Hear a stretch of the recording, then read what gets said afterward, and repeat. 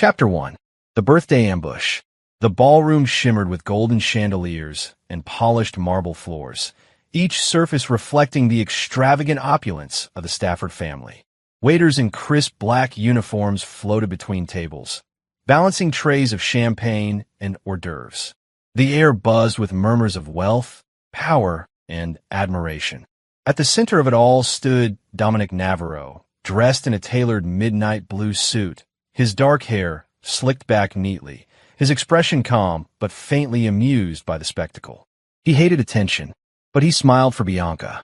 "Happy birthday, darling," Bianca whispered, kissing his cheek as she handed him a crystal flute of champagne. Her voice was sweet, her lips warm, but her eyes were elsewhere.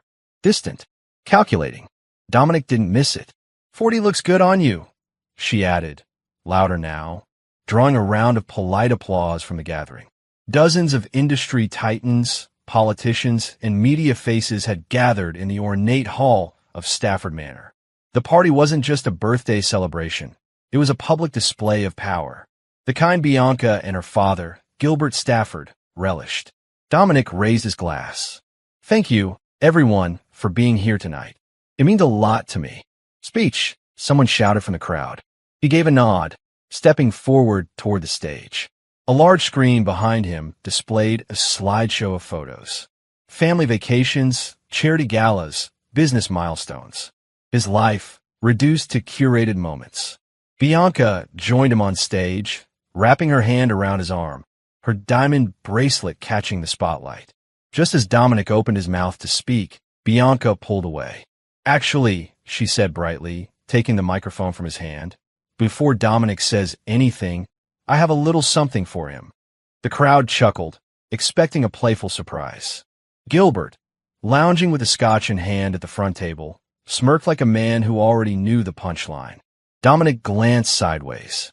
Bianca's smile didn't reach her eyes. She reached into her clutch, pulled out a manila envelope, and held it up like a trophy. "Happy birthday, Dom," she said sweetly. "You're getting exactly what you deserve." He took the envelope slowly, aware now that the air had shifted. The music had dimmed. The guests were watching. Whispers began to rise as he opened it, unfolded the pages inside, and read. "Divorce papers. Filed. Signed. Dated 2 weeks ago." A silence blanketed the room, stunned and awkward. No one knew whether to laugh or gasp. Dominic blinked once. Bianca leaned into the microphone. "We're done, loser." Gasps rippled through the guests like a wave. Dominic didn't react. His hands didn't shake. He simply stared at the papers, reading every word as if they were written in another language. His expression unreadable. But in his chest, something old and molten began to stir.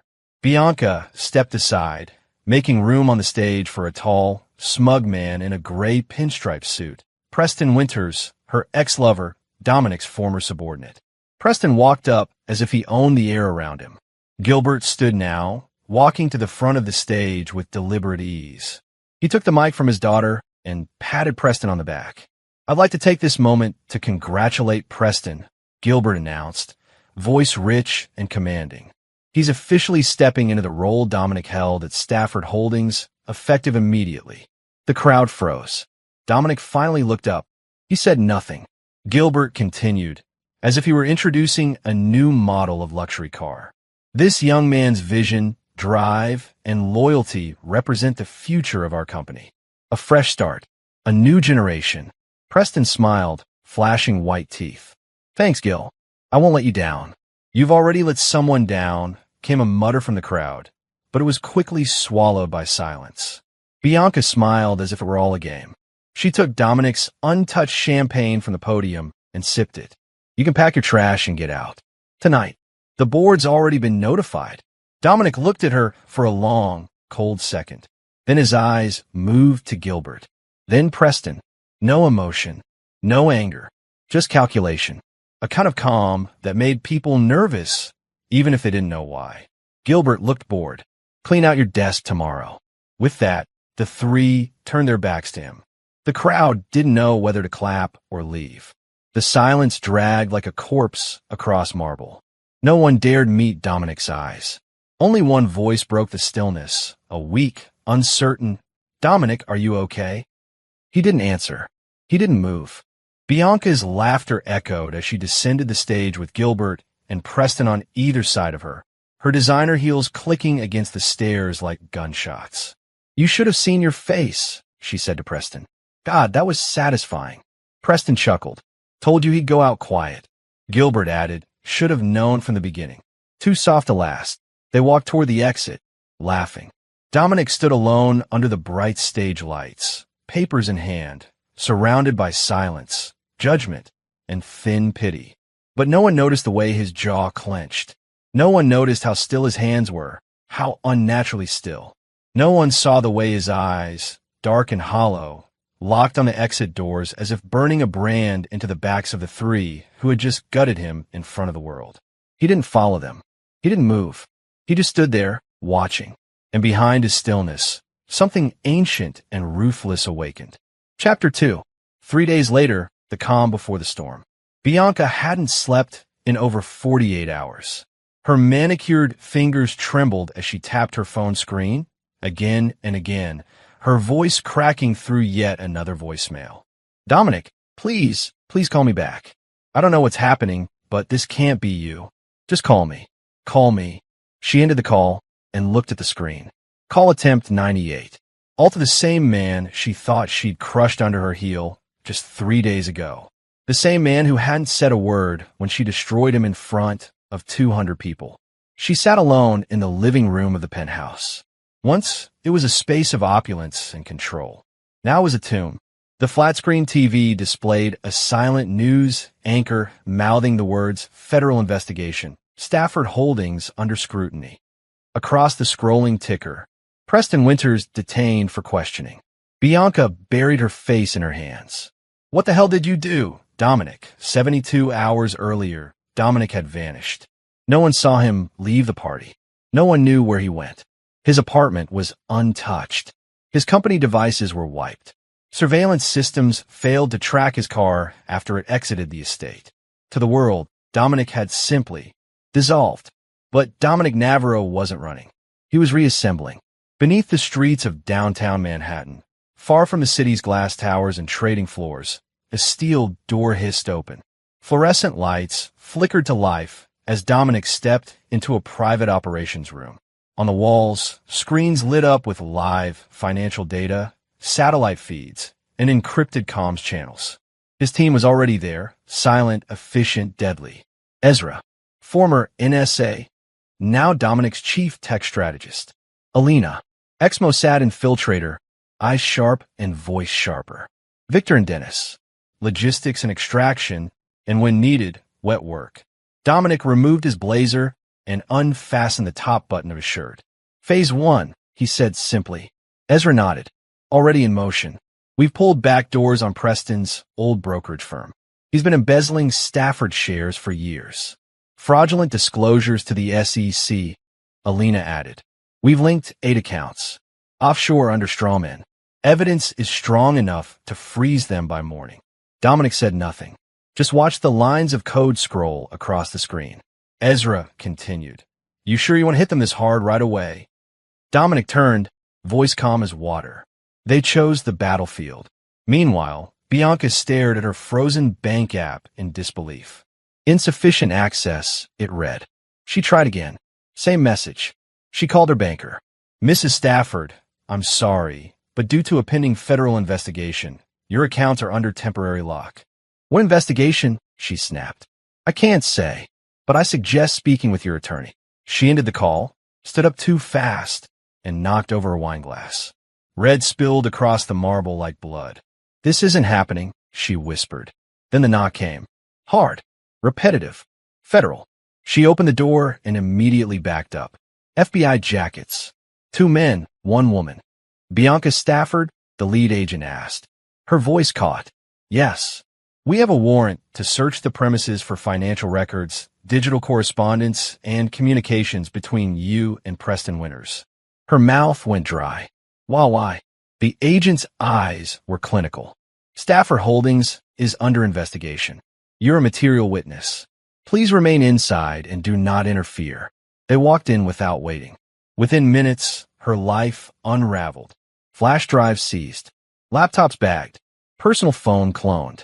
Her world, once wrapped in diamond and silk, now reduced to property tags and evidence lockers. Dominic watched it all unfold on a split screen. One feed from Bianca's penthouse hallway camera. Another from a news drone circling Stafford Holdings. A third from inside the Midtown detention facility where Preston Winters sat pale and sweating in an interrogation room. Victor entered behind him, carrying a file. Winters cracked, he said flatly. Didn't even last 4 hours. He flipped on Gilbert and implicated Bianca in corporate leaks. Dominic didn't smile. He barely blinked. Upload the footage. Encrypt it. Package it for the SEC and press, he said. Victor raised an eyebrow. Public release? Midnight, Dominic replied. Give him something to wake up to. He stood and walked to the far wall of the control room. There, in a locked cabinet, sat a thin manila folder labeled D. Navarro, Op Hollow Ghost. He opened it slowly. Inside, a death certificate dated 15 years prior. His own. Dominic Navarro, listed as killed in action during a covert NATO operation in Eastern Europe. Body unrecoverable. Status classified. Entire file signed off by military intelligence and sealed by an executive order. He stared at it for a moment, a flicker of memory behind his eyes. A coal mountain, a helicopter crash, a traitor in the unit, a fire, a silence, and then rebirth. That was the day Dominic stopped existing in the eyes of the world and began crafting the one life that couldn't be manipulated, bought, or owned. Until Bianca. Until now. At 11:43 p.m., in a quiet townhouse outside the city, a burner phone buzzed twice. Bianca snatched it from a nightstand, heart thudding. Unknown number. She hesitated. Answered. Silence. Then a voice low, calm, chillingly steady. You should have asked yourself why I never raised my voice at that party. Her breath hitched. Dominic, you thought silence meant weakness. She blinked tears. I didn't know. I swear, I didn't know. The voice didn't waver. You thought you were playing me, but you never once looked at the board. Call ended. Bianca stared at the phone in her shaking hands. Across town, Preston screamed behind interrogation glass as agents pushed more documents in front of him. Gilbert's name. Bianca's signature. Money trails he couldn't explain. Dominic stood in the control room, arms folded, eyes hard. Everything was moving, not with noise, not with vengeance, with precision. The calm before the storm had passed. Now came the storm itself. Chapter 3. Ghost in the System. The server room hummed beneath layers of steel and concrete, hidden 37 floors beneath Axiom Capital's false front. A boutique wealth advisory firm with just enough exposure to be credible and just little enough to be invisible. But behind its fake veneer was the command center of a ghost. A place where Dominic Navarro no longer existed as a man, only as a machine. Gilbert's firewalls are pathetic, Ezra muttered, hunched over a multi-monitor rig, fingers flying across the keyboard. Running a billion-dollar conglomerate on back-end systems older than I am. There's more mold in his code than in his soul. Alina leaned over his shoulder, her face unreadable. He doesn't even realize we already slipped in last month. The trackers are live. Dominic stood behind them, silent. He didn't need to ask how much access they had. He designed the plan 3 years ago, in case of betrayal. Now the failsafes were not theory, they were activation keys.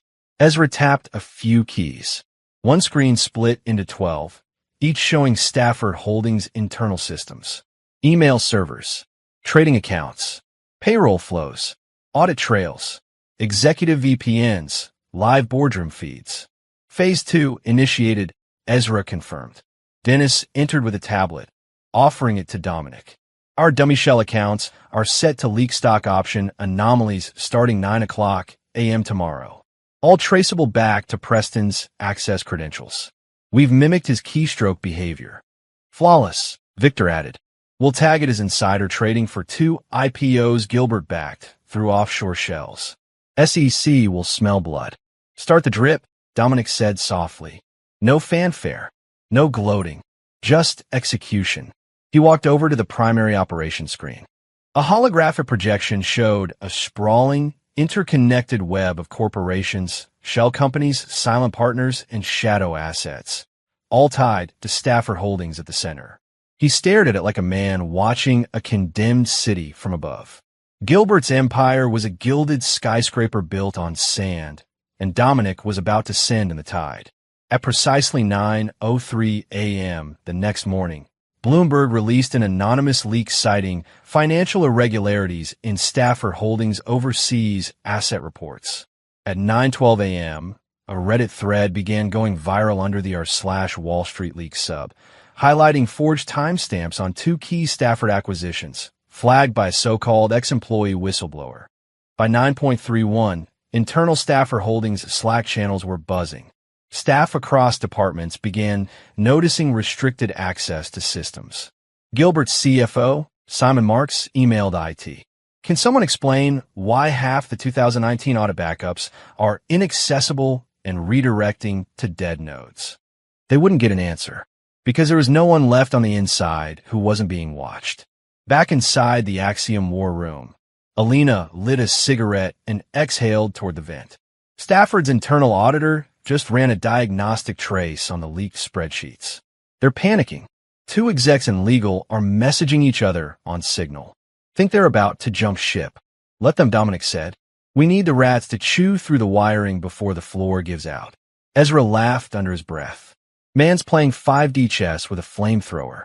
On one screen, security cam footage showed Gilbert shouting into a phone in his glass-wall boardroom. His face was red.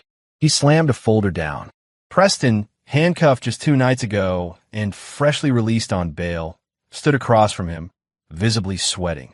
Dominic turned to Alina. Patch me in. She nodded, clicked a few lines of code. A hidden mic inside the room, planted a year ago in a decorative pin on the conference table, came to life. Gilbert's voice boomed. I don't care what it takes. Clean this up. Call the Cayman Bank. Have them bury the trail. Preston's voice. Nervous. That won't fix the leaked audit records. If they track it back to us, Gilbert snapped, they won't. You think anyone can outplay me in this city? Dominic's lips curved. Not a smile, a signal. He tapped Victor on the shoulder. Send the email. Victor cued a pre-drafted message from Whistle ID 11. It included fabricated documents, all digitally fingerprinted to look like internal leaks, revealing Gilbert's back-channel dealings with 2 foreign officials, both now under active U.S. sanctions. In under 30 seconds, it hit the inbox of 24 journalists, 3 financial watchdog agencies, and 1 particular senior analyst at the New York Federal. Dominic checked his watch. 2 hours, he said. They all knew what that meant. 2 hours until Stafford Holdings would be swarming with regulators and forensic auditors. In the meantime, chaos bloomed. The Stafford Holdings IT team went in a meltdown. Someone triggered an internal lockdown. But it was too late. The planted code Dominic had slipped in months ago as a backup plan was now waking up. It shredded audit logs, rewrote timestamps, cross-corrupted backup archives that had never even been touched. To anyone looking from the outside, it would appear that Stafford's own people had tried to erase evidence. It would not look like sabotage. It would look like guilt. At 11:47 a.m., Dominic stood at the massive wall of screens, watching a simulation of the Stafford Holdings stock price beginning to tip downward. How about the boardroom's private chat? Ezra said suddenly. Check this out. He pulled up a live feed of messages between board members. 8.56 Director Langley. What's going on? I'm hearing FBI might get involved. 9.10 Director Shaw. Preston's name is all over these filings. I want out. 9.12 Langley. Dominic said nothing at the party. How do we miss this? Alina chuckled. They're trying to count cards while the table burns. Dennis looked to Dominic. What's next? Dominic's eyes never left the screens. We bleed them. He said it without heat, without drama, like a doctor reading a diagnosis. Inevitable. Impersonal. Ezra tilted his head. Bleed them financially? No, Dominic replied. Structurally. Silence. The air thickened. He continued, still calm. We hollow the company from the inside. They lose trust, lose support, lose liquidity. And then the predators come. By noon, Stafford Holdings had lost 8% of its market value. By end of day, their internal systems were in disarray. Emails bounced. Invoices vanished. Regulatory alerts stacked up. The company's trusted facade was collapsing like damp plaster. And yet, no one outside knew where the leak started. No one even whispered the name Dominic Navarro, because he had become a ghost, not just in identity, but in execution. Where others screamed, he whispered. Where others threatened, he calculated. And as Stafford Holdings began to rot from within, Dominic stood in the center of his control room, watching, waiting, silent. Chapter 4. The Lover's Reward. Preston Winters had always moved through life like the world owed him something. He had charm without depth, confidence without substance, and a smirk that could get him a drink, a promotion, or a mistress. But that morning, the smirk was gone. He stood barefoot in a silk shirt and wrinkled slacks on the tarmac of a small private airstrip outside Newark. Sweat soaked the collar of his shirt. He glanced nervously over his shoulder at the jet waiting for him, sleek, quiet, paid for by one of Gilbert's hidden slush funds. Inside was a duffel bag full of burner phones, 5 passports, and 3 forged IDs. He was 10 feet from freedom. Then came the sirens. He spun around just in time to see 4 black SUVs barrel through the gates, tires screeching, lights flashing. No, no, no, no, no, Preston muttered, bolting for the stairs to the jet. He didn't make it. 2 agents tackled him to the ground, wrenching his arms behind his back as he thrashed and screamed. Preston Winters, you're under arrest for securities fraud, tax evasion, and obstruction of justice. What the hell is this? I want my lawyer. This is illegal. I didn't do anything. One of the agents shoved a tablet in his face. On screen, wire transfers, flagged emails, and a photo of Preston accepting a suitcase full of cash in a Monaco casino. Anonymous tip. No source. No origin. Just irrefutable.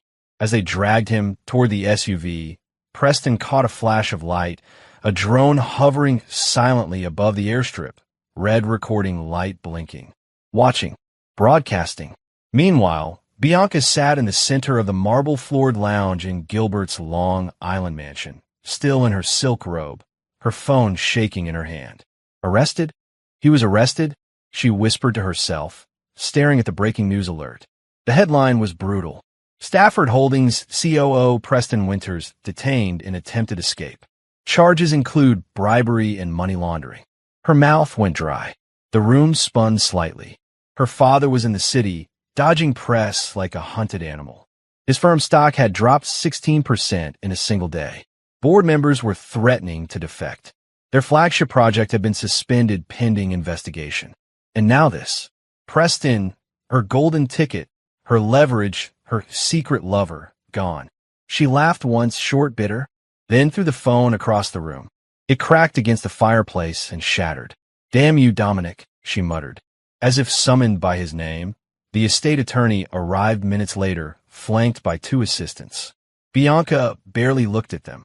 Tell me this is being handled, she snapped, brushing her hair from her face. The attorney adjusted his glasses nervously. Ma'am, I'm afraid we have an issue. What now? He held out a folder. Inside, her prenuptial agreement. She barely glanced at it. I already know what it says. I've seen it 100 times. He hesitated. Actually, you haven't.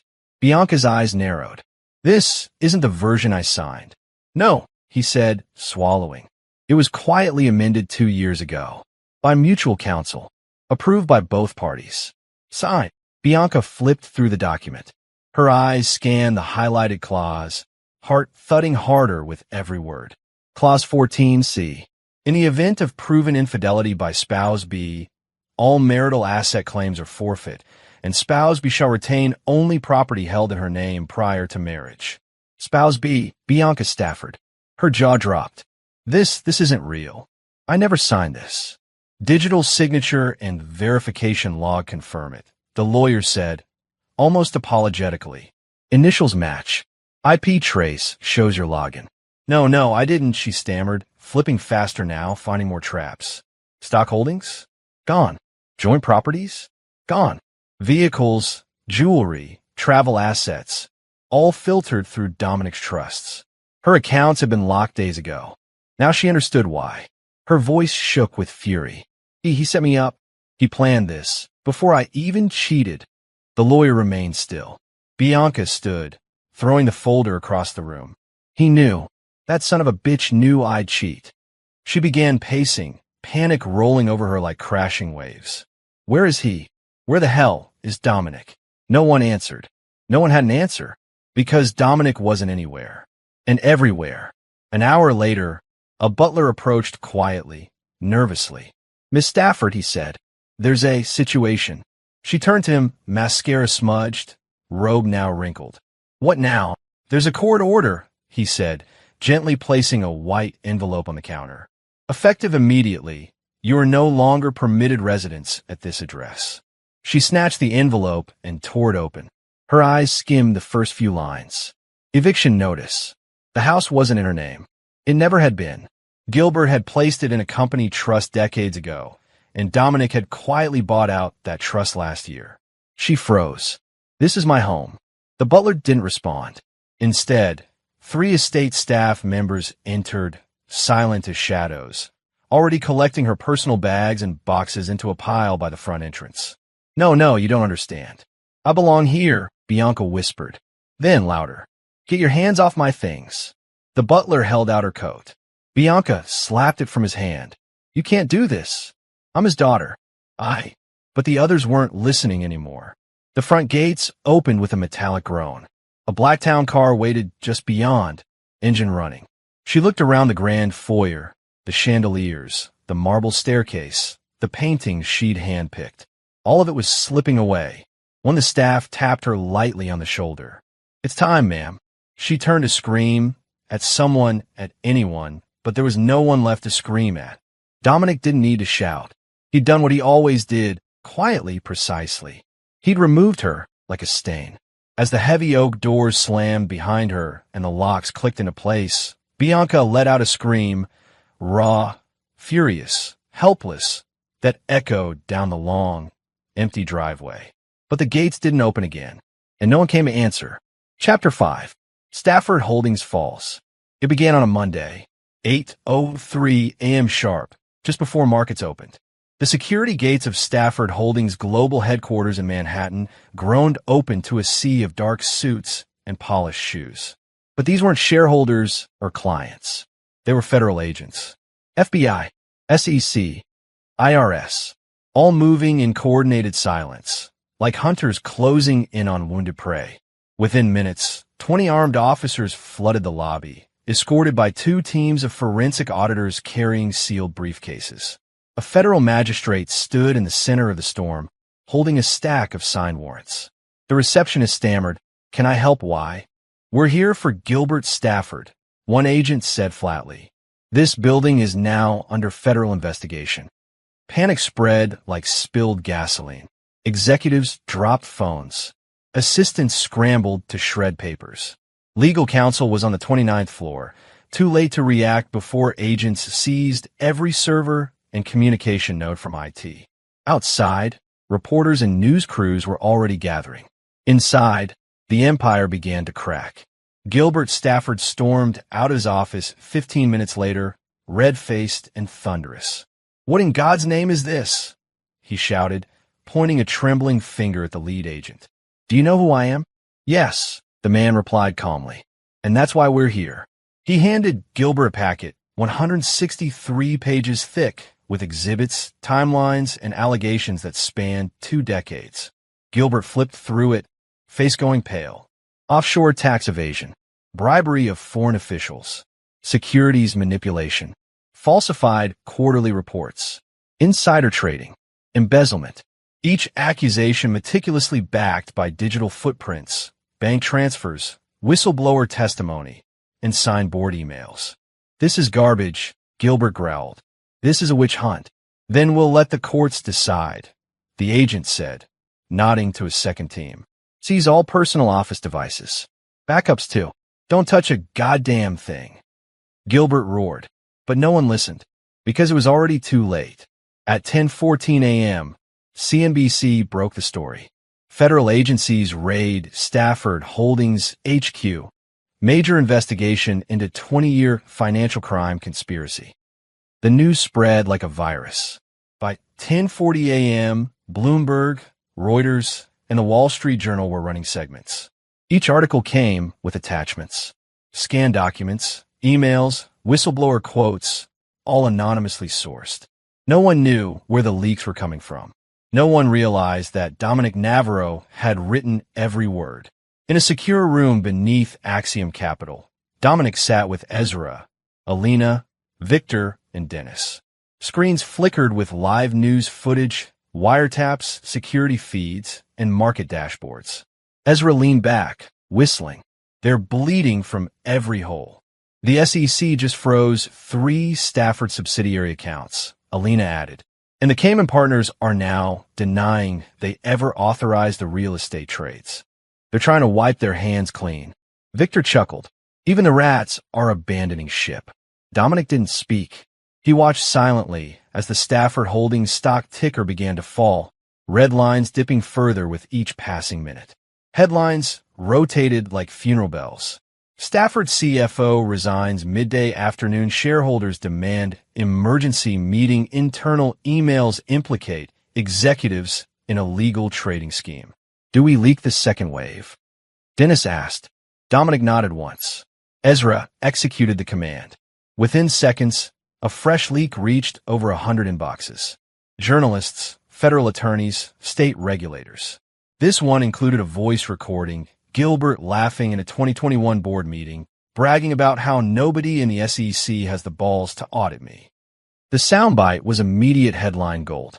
By Wednesday, Stafford Holdings had lost 38% of its market value. The boardroom was in full collapse.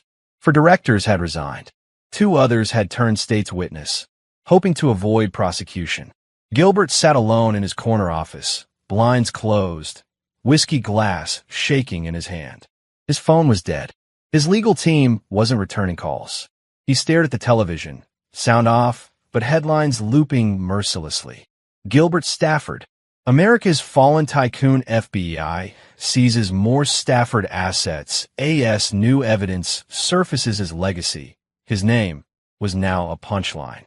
He reached for a bottle of scotch, then slammed it back down. Bastards. All of them.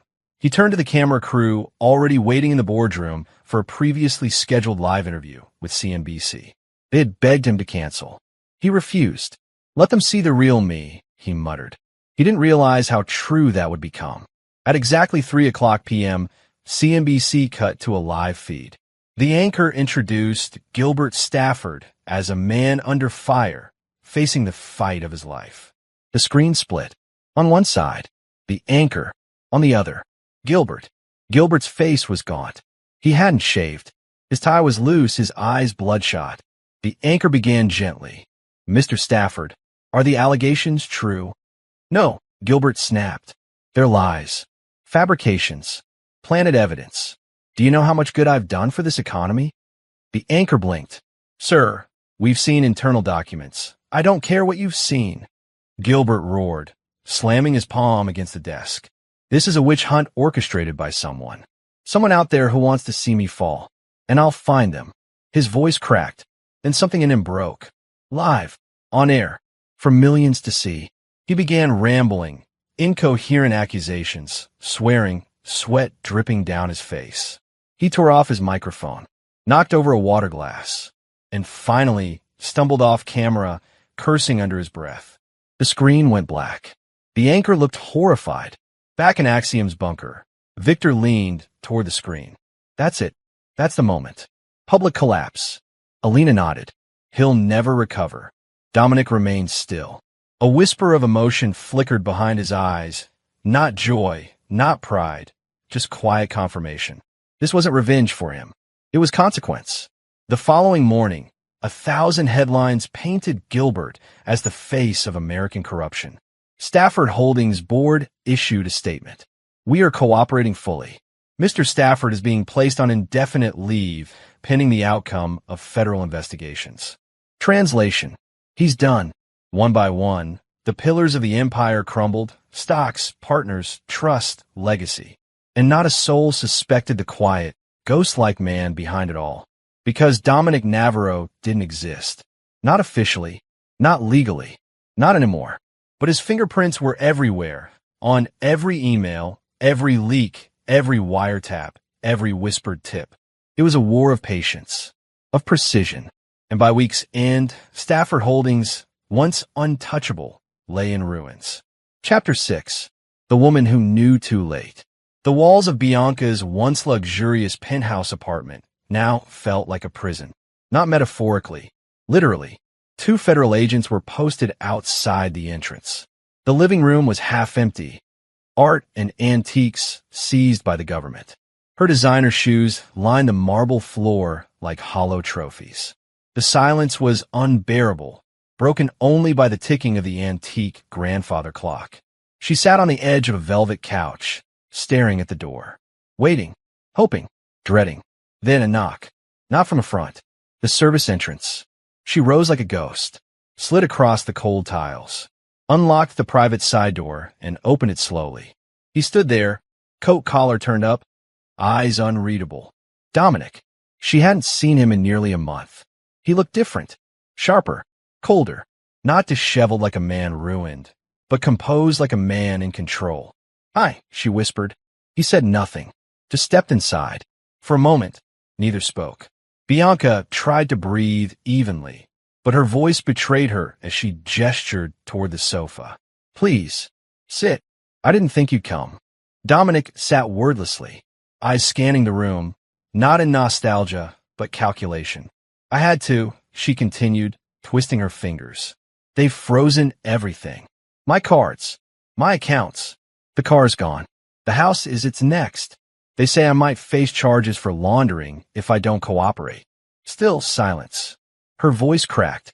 "Preston's gone. He ran, and I had no idea what he'd done, Dominic. I swear to God. I don't." His voice was flat. Bianca fell, quiet instantly. He leaned forward, elbows on his knees. "You knew exactly who Preston was when you invited him back into our lives," Dominic said. "You just didn't care." "That's not true. You lied," he said, still calm. "To yourself. And to me. Because he made you feel something I apparently didn't." Tears welled in her eyes. He didn't flinch. "Do you remember when we lived in that one bedroom in Ridgeway?" she asked softly, voice trembling. "Before the promotions. Before your suits cost more than our rent. When you used to carry 2 part-time jobs and still find time to draw stupid little hearts on my coffee cup." Dominic stared. "I remember everything," he said. "I remember when you laughed at the little things. When you called me your storm shelter. When we built dreams out of ramen noodles and chalkboard lists. I also remember when it changed." Bianca walked to the window. "I never meant to fall out of love," she whispered. "But the world we climbed into. It changed me." He nodded just once. "Power does that." She turned. "But you, what are you now, Dominic? What have you become?" He reached into his coat pocket, took out a phone, tapped once, set on the coffee table, screen facing her. The video began. Preston, shirtless, drunk, laughing into a phone camera. "But she's so damn easy. You butter her up, play the wounded ex, act like her knight. Bianca eats that up.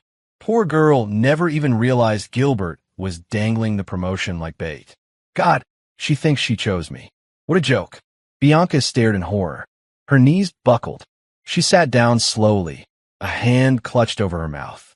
Tears streamed silently down her cheeks. "He used me," she whispered. Dominic looked at her, not with hatred but pity. "You weren't the only one he played, but you were the only one who betrayed someone who would have died for you." Bianca sobbed now, full-body, guilt-laced tears. "I thought you were just another pawn in Gilbert's world," she said between gasps. "I didn't know who you really were." "You never asked," he replied. There was silence again, heavy and full of history. Then Bianca stood up and crossed the room to a cabinet beneath the stairs. She reached into a hidden panel and pulled out a small black box. Inside it was a silver flash drive. "My mother gave this to me before she died," she said, walking back to Dominic. "Told me to keep it hidden. Said if anything ever felt wrong with the Staffords, with Dad, I should find you. I didn't understand it back then." She held it out. Dominic took it carefully. "What's on it?" "I don't know. I never opened it." He studied it for a moment, then looked up at her. Why now? Because everything I thought I knew was a lie. Because I destroyed the only man who ever loved me, and I have nothing left to lose. He stood, pocketed the drive. For a long moment, he looked at her. She looked smaller somehow. Not physically, but spiritually. Like the towering woman who once walked red carpets and diamonds now saw herself stripped bare, ashamed. Dominic opened the service door. She called after him softly. Dom, will you ever forgive me? He paused, turned back only slightly. Forgiveness isn't mine to give. It belongs to the version of me you buried the day you handed me those divorce papers. And with that, he walked into the cold night. Bianca collapsed onto the floor, sobbing into silence. Chapter 7. Whitley's Shadow. The flash drive was cold in Dominic's hand as he sat in the dim light of his private command room, the heart of Axiom Capital's underground operations hub. The walls were steel and soundproofed, lined with encrypted terminals, fiber connections, and a war room board with red-threaded photos pinned like a web of silent vengeance. He stared at the drive for a long time before slotting it into a secure terminal. Encrypted, of course. His fingers flew across the keyboard. Layers of protection peeled back like old armor. Custom-coded firewalls, legacy military-level ciphers, not corporate encryption. This wasn't from Gilbert or Preston. This was military intelligence work. When the final lock broke, a single folder appeared. Whitley A. 7. Dominic's breath slowed. He opened it. There were documents, dozens of them, going back decades.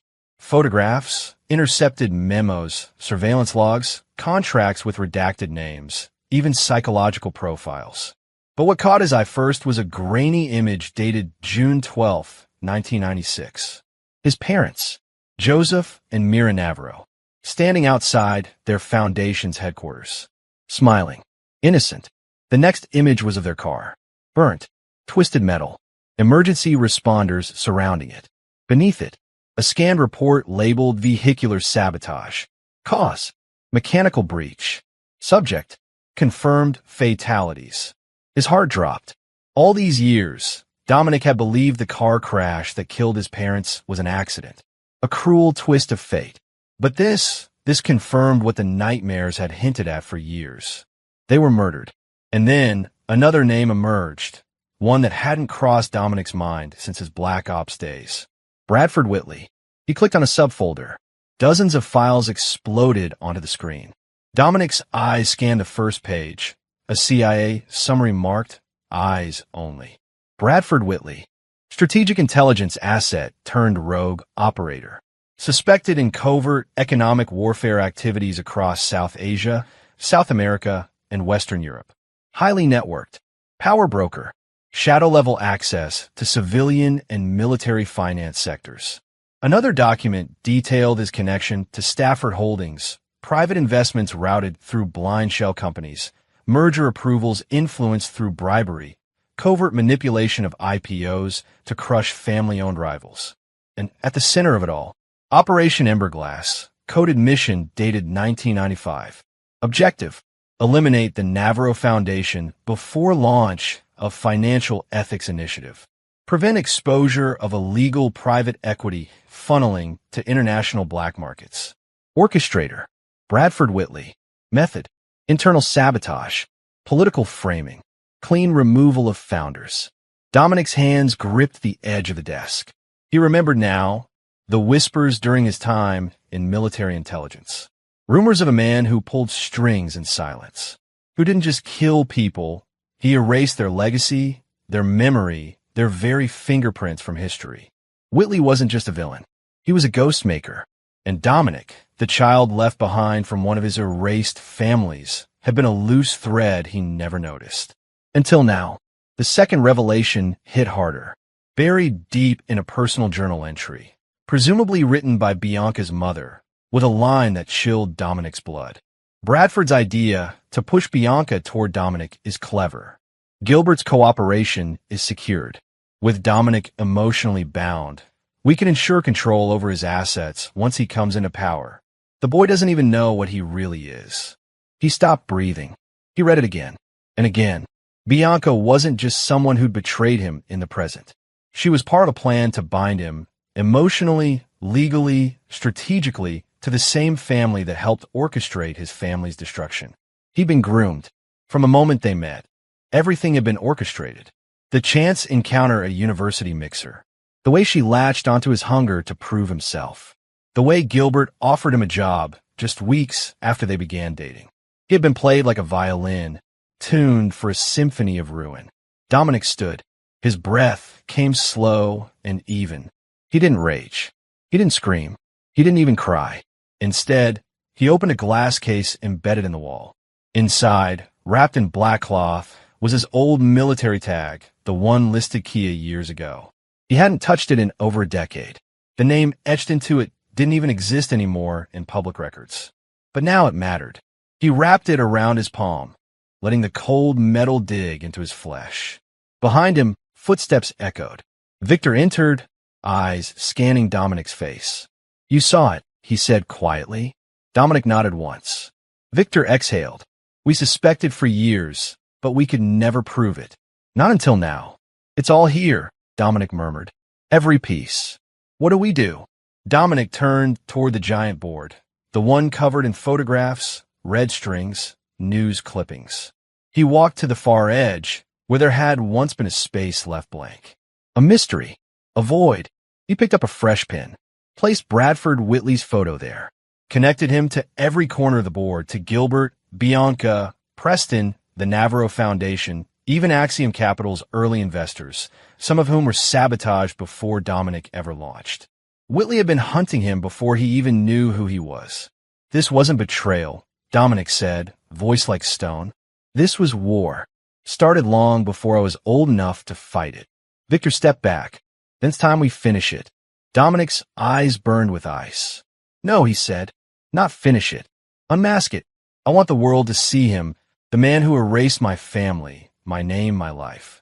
I want him exposed before I take everything he ever built." And with that, he walked out of the room, the flash drive still clenched in his hand, not as evidence anymore, but as a weapon. Chapter 8. The Final Hunt. The world never knew the name Bradford Whitley, and that's exactly how he wanted it. Dominic intended to change that, not by revealing him, but by erasing him so completely that even whispers of his power would be forgotten. It began in Montenegro.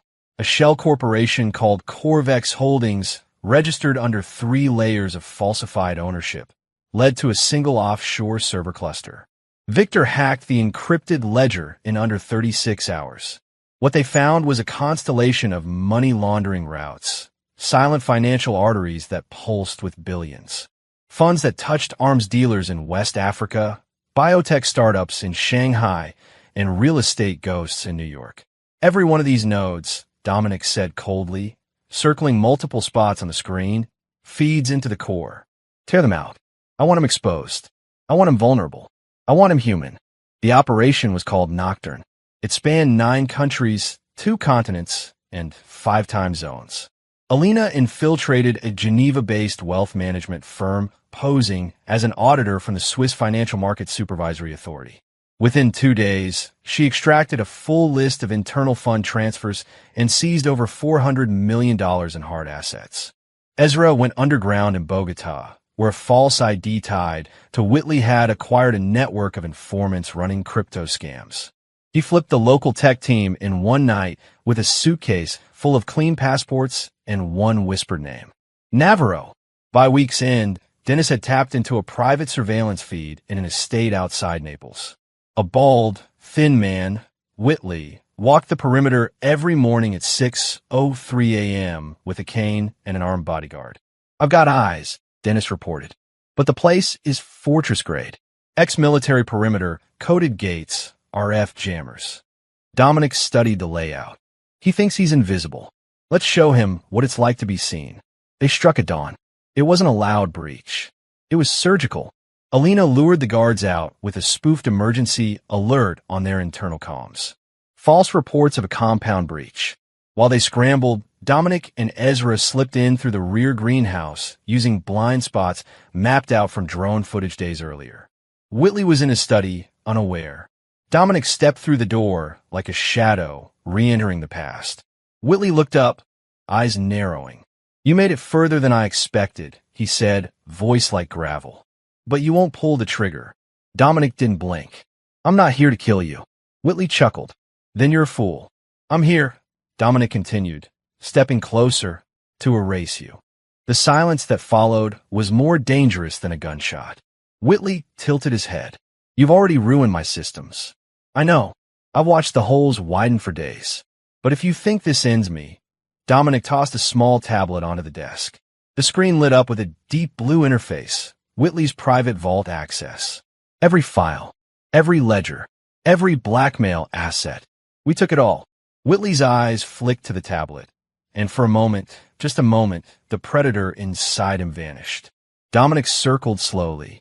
You build a machine designed to outlive you. Silent investments, strategic corruption. Entire regimes molded in your image. But you made one mistake. Whitley's jaw tightened. Let me guess. You. No, Dominic said. You forgot that ghosts don't stay buried forever. Whitley leaned back. You want a deal? That's why you're here. Power needs power. I can give you access to... Dominic slammed a thick dossier onto the table. Inside were photographs, emails, video recordings, every atrocity, every betrayal, from a murder of the Navarros to the psychological grooming of Bianca. Your legacy ends now. Whitley's voice lost its charm. You can't control history. Dominic's expression didn't change. I don't need to. I'm burning it. The weeks that followed were biblical. Dominic's team didn't just expose Whitley. They deleted him. Every shell company was unraveled and broadcast through whistleblower channels. Leaked documents tied him to war crimes tribunals, corporate sabotage, and collapsed governments. His offshore accounts were frozen, one after another, in rapid succession. Interpol issued a red notice. Anonymous published a dossier titled, "The Man Who Never Was," detailing a dark web empire tied to his identity. The internet shredded his aliases, one by one, until there were none left. His Naples estate, seized by Italian authorities on tax evasion grounds. His private servers, wiped clean.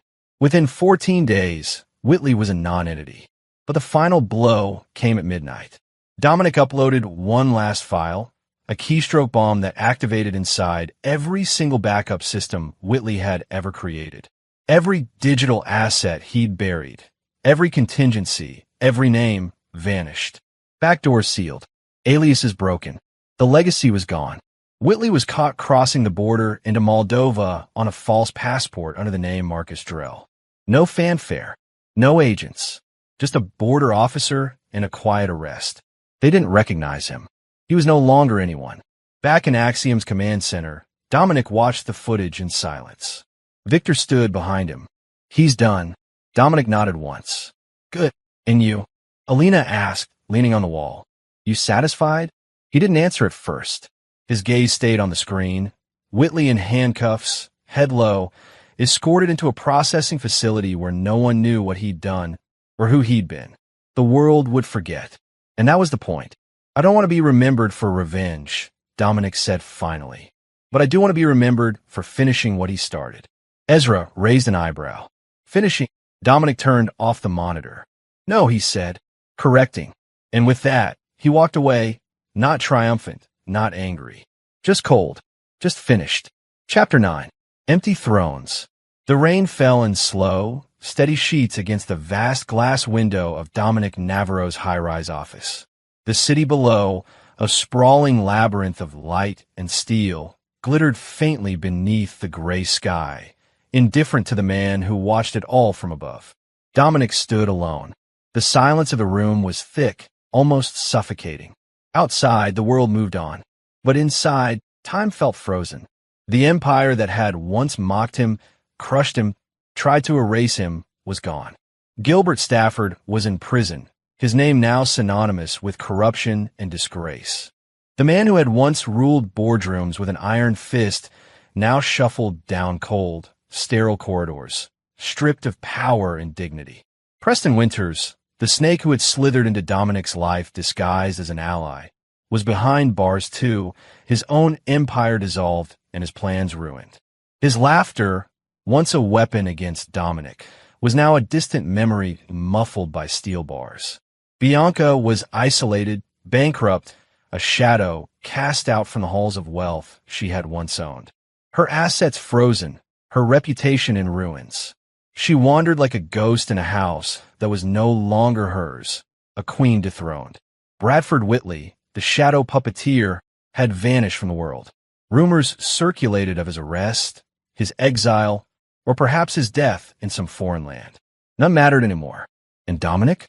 He had won. Everything they had taken from him, his name, his legacy, his dignity, he had reclaimed and multiplied. His firm, Axiom Capital, stood taller and stronger than Stafford Holdings ever had. His financial empire stretched across continents. His influence reached into the deepest veins of global markets. Yet, as he gazed down from his throne of glass and steel, Dominic felt a hollow ache where triumph should have lived. He moved away from the window and toward the sleek, black leather chair behind his massive mahogany desk. He sat down, fingers steepled. His eyes scanned the city, the roads, the people, the countless lives unaware of the war that had just ended above them. He whispered to himself, "Is this victory?" Memories flooded in, not just the triumphs, but the losses, the years of pain, the nights spent haunted by ghosts of a past erased, the warmth of a love that had turned to ice, the faces of those he had lost, his parents, his former self. Dominic's breath hitched. He clenched his fists, as if trying to grasp the fleeting fragments of a life he once had. "Was it worth it?" he murmured. No answer came, only silence. Across the city, life continued unabated. A child laughed on a playground. A woman argued over coffee orders. A man hurried down the street, late for work. The world did not pause to acknowledge the fall of empires or the quiet devastation of one man's soul. And perhaps that was the truest justice. Dominic stood again. He walked over to a cabinet and pulled out an old, worn photograph. It was of him as a boy, smiling, eyes full of hope, alongside his parents in the sunlit garden of their family home. He traced the edges gently. His voice was barely a whisper. "I'm sorry it took so long." He placed the photo down, folded it neatly, and locked it away. The phone on his desk buzzed. He ignored it. Messages from allies, partners, even Bianca's desperate attempts, all left unanswered. Dominic had nothing left to say. He walked back to the window and stared out once more. The city lights flickered like stars trapped in glass. Somewhere a siren wailed. The rain softened to a drizzle. And Dominic Navarro, victorious, powerful, and utterly alone, embraced the silence. Chapter 10. The Man Who Never Died. The sun hung low in the sky, casting long shadows over the quiet cemetery nestled on the outskirts of the city. Autumn leaves rustled softly, drifting in slow spirals to the ground, their colors a muted flame against the fading light. Dominic Navarro stood before the headstone, weathered, yet dignified, marking the grave of his parents, Joseph and Mira Navarro. For 30 years, he had avoided this place. Not out of fear, but because it was a wound too deep to face. Today, he had come to pay his respects, to finally close a chapter he had left open for far too long. He knelt down in front of the stone, his leather shoes stirring fallen leaves. His fingers traced the carved letters slowly, deliberately. A soft breeze carried the faint scent of jasmine from a nearby bush. Dominic closed his eyes, drawing in a breath heavy with memories. "I kept my promise," he began, voice low, steady. "I found those responsible for taking you from me. They paid. All of them." He paused. The weight of decades pressed down, and for the first time, his voice cracked with something close to vulnerability. "But they stole more than your lives." He swallowed hard, looking away briefly. "They stole my chance to be someone else. To grow up as a son, not a ghost. To choose my own path, not one forged in shadows and revenge." A small stone shifted under his knee. Dominic exhaled slowly. He reached into his coat pocket, pulling out a worn military dog tag, the one bearing his assumed death. He held it up to the sky, the last rays of sunlight catching the metal. "This," he whispered, "was never who I was meant to be." The wind picked up, rustling the branches above. He stood and looked around, taking in the silence that stretched between the tombstones, the quiet dignity of the place. For a moment, he let himself imagine what could have been. A life without war, without loss, a family dinner filled with laughter instead of secrets, a future not overshadowed by ghosts. But the moment passed. Dominic turned away from the graves and began walking slowly down the gravel path. His footsteps crunched softly on the stones. Ahead, a young couple passed, their hands entwined. He watched them briefly, then whispered to himself, "I had to become the man who never died, so others could live." The cemetery gate loomed ahead, its wrought iron bars casting long shadows. Dominic hesitated there, one hand resting on the cold metal. He pulled out his phone, then closed his eyes and slipped it back into his pocket. He wasn't ready to talk to anyone yet. Not today. As he stepped out onto the quiet street, the first stars began to pierce the darkening sky. He glanced back once more toward the cemetery. A faint smile touched his lips. The boy who vanished 30 years ago would never return. But the man who remained, precise, silent, and relentless, had carved a new legacy. In his mind, the words echoed again, carrying the weight of a life lived in shadows and light. Dominic Navarro died long ago. He paused, breathing in the cool night air.